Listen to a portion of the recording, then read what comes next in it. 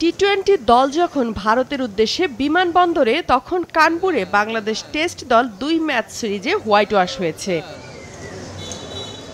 Test দল থেকে টি-20 স্কোয়াডে যোগ দেবেন নাজমুল শান্ত, লিটন দাস, মেহেদী মিরাজ ও তাসকিন আহমেদ।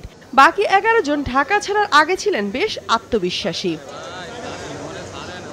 পাকিস্তানের বিপক্ষে টেস্ট সিরিজে ইনজুরিতে পড়া পেসার শরীফুল ইসলাম এখন পুরোপুরি ফিট। সবশেষ টি-20 বিশ্বকাপে দুর্দান্ত নৈপুণ্য দেখানো তানজিম সাকিবও ভারতের মাটিতে ভালো করার আশা করছেন। প্র্যাকটিস করতেছি, তো এখন ভালো রিদমে আসছি। ইনশাল্লাহ দেখা যাক কতটা ম্যাচে অ্যাপ্লাই করতে পারে। আমার মনে হয় ভালো টিম হয়েছে, যেটা সিলেক্টররা সিলেক্ট করেছে, তো ওইখানে খারাপ হওয়ার কিছু নাই। যদি সবাই সবারটা বেস্ট দিতে পারে ইনশাল্লাহ ভালো রেজাল্ট হবে। চেষ্টা করবো সিরিজটা যাতে আমাদের হয় ইনশাল্লাহ। সবার জায়গা থেকে একদম বেস্ট পজিশনে আছে আমি বলবো, এবং যার যে স্ট্রং জোন, উইক জোন, ওগুলো নিয়ে সবাই কাজ করেছে।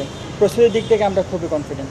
গুড লেন্থ সব জায়গাতেই গুড লেন্থ, এবং আমি মনে করি আপনি যদি লাইন ওয়াইজ বোলিং করতে পারি এবং আমরা ট্রেনিং ওয়াইজ বোলিং করতে পারি, ব্যাটিং উইকেট হোক বোলিং উইকেট হোক, সেখানে পেসাররা তাদের সর্বোচ্চ দিতে পারবে এবং টিমের জন্য বেস্ট জিনিসটা নিয়ে আসতে পারবে। ইয়াং এক্সপিরিয়েন্স ক্রিকেটে আমি ওটা খুব একটা মেজর ফ্যাক্টর হিসেবে দেখি না, কারণ হলো গিয়ে ক্রিকেট যেদিন যে বেস্ট খেলবে সেই ভালো খেলবে এবং ওই টিমটাই জিতবে।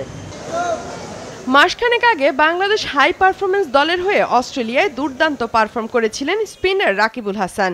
জাতীয় দলের হয়ে এখনও অভিষেক হয়নি তার। এবার সুযোগ পেলে তা স্মরণীয় করে রাখতে চান রাকিবুল।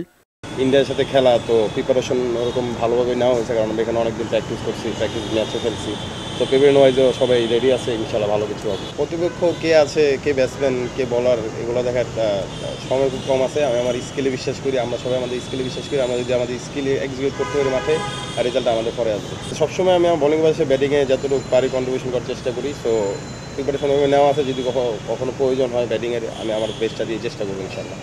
দেখেন, ওটা তো অনেক বছর আগেই ছিল, বাট এরপরও আরেকবার কয়েকজনের সাথে খেলা হয়েছিল এশিয়ান গেমসের সময়।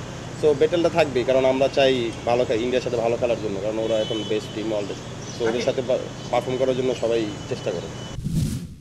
গোয়ালিয়রে আগামী 6 অক্টোবর প্রথম টি-20তে ভারতের মুখোমুখি হবে বাংলাদেশ।